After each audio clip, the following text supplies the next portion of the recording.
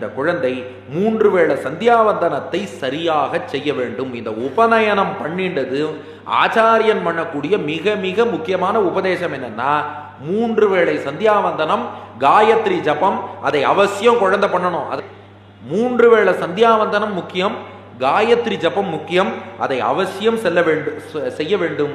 என்ன காரணம் அப்படின்னா, இந்த சந்தியாவந்தனம்ங்கிறது இருக்கே, இது ஏன் பண்ணணும்னு வேதத்துல ஒரு கதையே வருது. மந்தேகர்கள்னு ஒரு சில அரக்கர்கள், அந்த மந்தேகர்கள்ங்கிற அரக்கர்கள் என்ன பண்ணாலாம், பிரம்மா கிட்ட இருந்து வரம் வாங்கிட்டு சூரியன் உதிக்கும் போது சூரியனை போய் தடுத்தாளாம் பானம் எல்லாம் போட்டு. சூரியனால உதிக்க முடியல. அதனால தேவர்கள் மனிதர்கள் எல்லாரும் பிரம்மாட்ட போய், நீங்க பாட்டுக்கு அவசரப்பட்டு இவளுக்கு வரத்தெல்லாம் கொடுத்து வச்சுட்டு, அந்த மந்தேகர்கள் சூரியனையே உதிக்க விட மாட்டேங்கிறா, ஏதாவது வழி பண்ணுங்கன்னாலும். அப்போ பிரம்மா சொன்னாராம், பிராமணர்கள் தினந்தோறும் காலை சூரியோதய நேரத்தில் சந்தியாவந்தனம் பண்ணி காயத்ரி மந்திரத்தை சொல்லி அர்க்ய பிரதானம்னு அர்க்ய தீர்த்தம் விட வேண்டும். அந்த அந்தணர்கள் விடக்கூடிய காயத்ரி சொல்லி அவ விடக்கூடிய அர்க்ய தீர்த்தம் தண்ணீர் இருக்கு இல்லையா, அது அஸ்திரங்களாக மாறி போய் மந்தேகர்களை அடித்து ஒரு தீவுல கொண்டு போய் தள்ளும். அவளை கொண்டு போய் தள்ளிட்டா சூரியன் உதிப்பான். அதுக்கப்புறம் சூரியன் பாதுகாப்பா சஞ்சரிக்க உச்சியில் இருக்கும் போது மத்தியான வேளையில மாத்தியானிகம் பண்ணணும். அதுக்கப்புறம் சூரியன் பாதுகாப்பா அஸ்தமிக்க சாயங்கால வேளையில சாயம் சந்தியாவந்தனம் பண்ணணும். ஒரு நாள் பண்ணா போதுமான்னு கேட்டா, ஏன்னா அரக்கர்களை தான் அடிச்சு தள்ளியாச்சேன்னா. பிரம்மா சொன்னார், இல்ல இல்ல, அடுத்த நாள் காத்தால மறுபடியும் அந்த தீவுல இருந்து அரக்கர்கள் கிளம்பி வருவா, சூரியோதயத்தை தடுப்பா, மறுபடியும் பண்ணணும்னார். ஏன்னா மறுபடியும் பண்ணணுமான்னா, பிரம்மா சொன்னார், ஆமா, ஒரு தடவை அடிச்சு கீழே தள்ளிட்டான்னா அடுத்த நாள் இவன் சந்தியாவந்தனமே பண்ண மாட்டான், இவன் டெய்லி சந்தியாவந்தனம் பண்ணணுங்கிறதுனால நான் டெம்பரரி ஏற்பாடா பண்ணி வச்சுட்டேன். இவன் அப்போது அர்க்கியம் விட்டான்னா அது அன்றைய தினம் அந்த அரக்கர்களை கொண்டு போய் தள்ளுமே ஒழிய அடுத்த நாள் கார்த்தால அவ கிளம்பி வந்துருவா.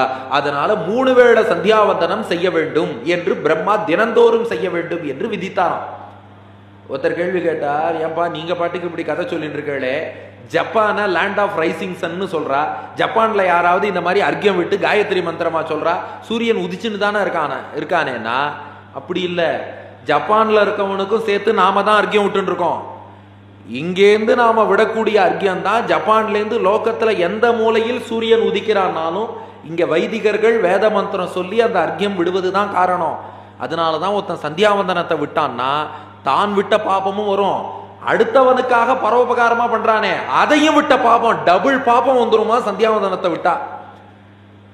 அது மட்டும் இல்ல, இதுக்குள்ள பெரிய சூக்ஷ்மம் இருக்கு. இந்த சூரியன் உதிப்பதை மந்தேகர்கள்ங்கிற அரக்கர்கள் தடுக்கிறா இல்லையா, அது போலத்தான் நம் உள்ளத்துக்குள்ளே ஞானம் என்னும் சூரியன் உதிப்பதை நம் பாபங்கள் என்னும் அரக்கர்கள் தடுக்கிறார்கள்.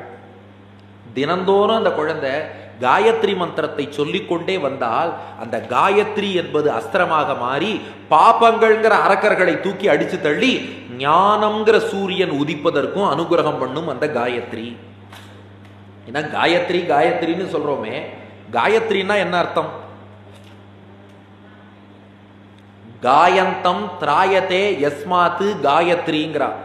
காயந்தம் திராயத்தே, தன்னை யார் பிரேமையோடு கானம் பண்றாளோ, அதாவது ஜபம் பண்றாளோ, இடைவிடாது பிரேமையோடு தன்னை ஜபிப்பவரை திராயத்தே, எந்த மந்திரம் கூடவே இருந்து காக்கிறதோ அந்த மந்திரத்துக்குத்தான் காயத்ரி மந்திரம்னு பேர். அதனால காயத்ரியை சொல்லிட்டே இருந்தா எங்க இருந்தாலும் காயத்ரி என்பது காக்கும். அதனாலதான் நாம எந்த நிலையில் இருந்தாலும் சந்தியாவந்தனத்தை பண்ணிடணும். சிலர் கேட்பா, சார் காலை சந்தியாவந்தனம் பண்ணிடலாம், ஸ்கூல் போறதுனால மாத்தியானிகம் பண்ண முடியாது, சாயந்தரம் ஆத்துக்கு சாயம் சந்தியாவந்தனம் பண்ணிடலாமேம்பா. அப்படி இல்லை, காலை சந்தியாவந்தனம் சூரியோதய காலத்துல பண்ணணும். மாத்தியானிகம்ங்கிறது உச்சியில சூரியன் இருக்கும்போது பண்ணணும். ஒருவேளை முடியலைன்னா 8:30 மணிக்கு மேல எப்ப வேணா பண்ணலாம். அதுவும் முடியல 8 மணிக்கே ஸ்கூல்னா காலை சந்தியாவந்தனம் பண்ணின உடனேயே மாத்தியானிகத்தையும் பண்ணிவிடலாம். இது சாஸ்திரத்துல சொன்ன விஷயம். காலை சந்தியாவந்தனம் பொறுத்தவரை சூரியன் உதிக்கும் போது பண்ணணும். அந்த நேரம் பண்ண முடியலைன்னா முன்னாடி பண்ணப்படாது. அகாலே கிருத்தம் அகிருத்தம்பா, முன்னாடி பண்ணப்படாது. அப்படி ஒருவேளை காலத்துக்கு தான் பண்ணணும், காலத்துக்கு பண்ண முடியலைன்னா லேட்டா பண்ணிட்டு பிராயஷ்சித்தார்க்கியம்னு அதுலயே இருக்கு, பிராயஷ்சித்தமா அர்க்கியம் விட்டுடலாம். அதுக்கு சந்தியாவந்தனத்திலேயே ப்ரொவிஷன் இருக்கு. அதனால அப்போ பண்ணிக்கலாம். காலை சந்தியாவந்தனம் பண்ணிட்டு உடனேயே மாத்தியானிகம் பண்ணிடலாம். மாத்தியானிகத்துக்கு இந்த ப்ராப்ளம் இல்லை, அது முன்னாடி பண்ணாலும் தோஷம் இல்லைன்னு சொல்லிடுத்து சாஸ்திரம். சாயந்தரம் சந்தியாவந்தனம் சூரியன் அஸ்தமிக்கும் நேரத்தில் தான் பண்ணணும். அப்போ முடியலைன்னா முன்னாடி பண்ணப்படாது, அஸ்தமிச்சதுக்கு அப்புறம் பண்ணணும். பிராயஷ்சித்தார்க்கியம் விட்டுக்கலாம். அப்போ காலையும் மாலையும் ஒன்று அந்த நேரத்தில் பண்ணணும், இல்லைன்னா பின்னாடி பண்ணிக்கலாம். மாத்தியானிகத்தை பொறுத்தவரை அந்த நேரத்தில் முடியலைன்னா முன்னாடி பண்ணலாம், அல்லது காலை சந்தியாவந்தனம் பண்ணின உடனேயே பண்ணிவிடலாம். இதெல்லாம் எதுக்கு சொன்னேன்னா, ஆக மொத்தம் எப்படி வேணாலும் பண்ணிடணுமே ஒழிய ஒரு வேளை சந்தியாவந்தனம் கூட விட்டுடவே கூடாது. அதற்காகத்தான் சொன்னேன். ஏன்னா சில பேர் என்ன சொல்லுவா, இல்லை சார் நான் கொஞ்சம் தீட்டா இருக்கு, இந்த நேரம் ஆச்சாரம் இல்லாமல் இருக்கு, அசுத்தமா இருக்கு, எதையுமே சந்தியாவந்தனம் பண்ணாமல் இருப்பதற்கு காரணமா சொல்லவே கூடாதான். தீட்டு வந்தாலும் சந்தியாவந்தனம்ங்கிறது பண்ணணும். 10 காயத்ரியோட நிறுத்திக்க சொல்லுவா. இப்ப நமக்கே ஜனன மரண ஜனனத்தினால ஒரு விருத்தி தீட்டு வரும், அல்லது மரண தீட்டு வரும், ஆசௌச்சம்னு சொல்றோம். இதெல்லாம் வந்தாலும் சந்தியாவந்தனத்தை விடவே கூடாது, சந்தியாவந்தனம் பண்ண வேண்டும். காயத்ரி 10ஓட நிறுத்திக்கணும்பா. அது போல எம்பெருமானார் சம்பிரதாயத்துல சந்நியாசிகளுக்கும் சந்தியாவந்தனம் உண்டு, அவளும் 10 காயத்ரியோட நிறுத்திக்கணும்பா. அதனால எக்காரணத்தை கொண்டும் இந்த சந்தியாவந்தனம்ங்கிறது மட்டும் ஒரு வேளையும் நிறுத்திடக்கூடாது. ஏன்னா அடியனுடைய ஸ்ரீபாஷ்யாதி ஆச்சாரியன் டாக்டர் சிவே கருணாகராச்சார் சுவாமிகிட்ட கேட்டேன், இந்த ஹாஸ்பிட்டலில் 24 hour டியூட்டியெல்லாம் இருக்கும், அப்பெல்லாம் என்ன பண்ணுறது சந்தியாவந்தனத்துக்குன்னு. அவர் அழகாக சொன்னார், உனக்குன்னு டாக்டர்ஸ் ரூம் கொடுத்துருப்பா இல்லையா, ஒரு 5 நிமிஷம் பிரேக் போயிட்டு வரேன்ட்டு ரூமுக்கு போய் பேண்ட்டுக்கு மேலேயே வேஷ்டியை பாதியாக கட் பண்ணி ஹாஃப் வேஷ்டியாக வச்சுருப்போம், அதில் பஞ்சகச்சத்தை கட்டிக்கோ, கட்டிண்டு பூனலை நேராக போட்டுண்டு சந்தியாவந்தனம் பண்ணிடும்பார். அடியன் கேட்டேன், ஹாஸ்பிட்டல் தீட்டு உண்டேன்னு கேட்டேன். சந்தியாவந்தனத்திலேயே மந்திர ஸ்நானம்னு இருக்கு. நாம இருக்கும் இடத்தில் தீட்டு ஏற்பட்டு இருந்தாலும் சந்தியாவந்தனத்திலேயே ஒரு மந்திர ஸ்நானம் உண்டு. அதனால உன் தீட்டை போக்குவதற்கான வழி சந்தியாவந்தனத்திலேயே இருக்கு.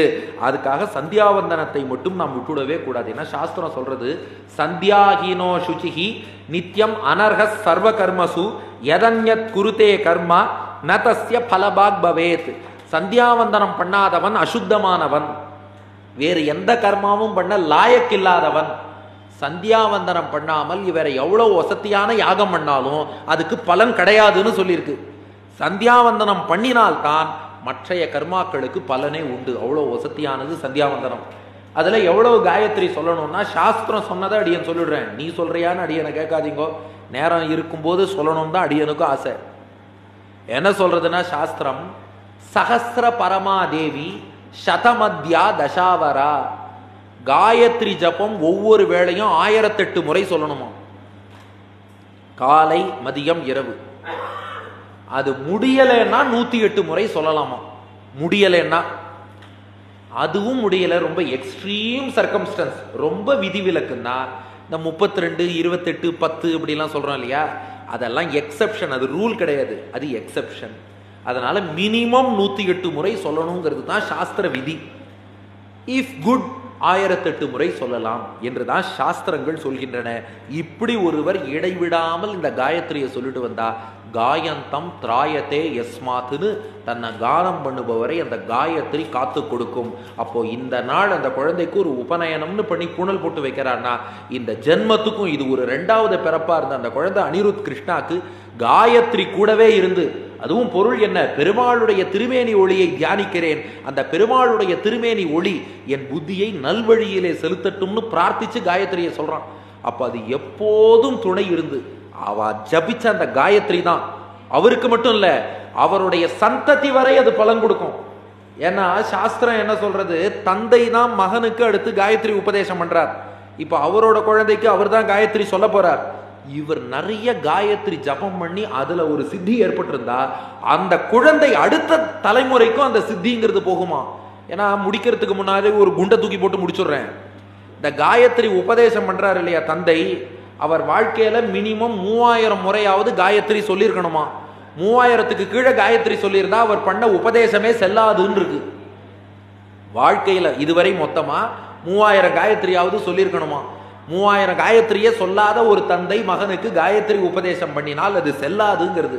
அப்ப அந்த குழந்தை இடைவிடாது இந்த சந்தியாவந்தனத்தை சரியா பண்ணி அந்த காயத்ரி மந்திரத்தை முறைப்படி ஜபம் பண்ணா அது வாழ்க்கையில் எல்லா விதத்திலும் ரட்சையா இருக்கும், அந்த குழந்தைக்கு எல்லா க்ஷேமங்களும் உண்டாகும்னு சொல்லி இதை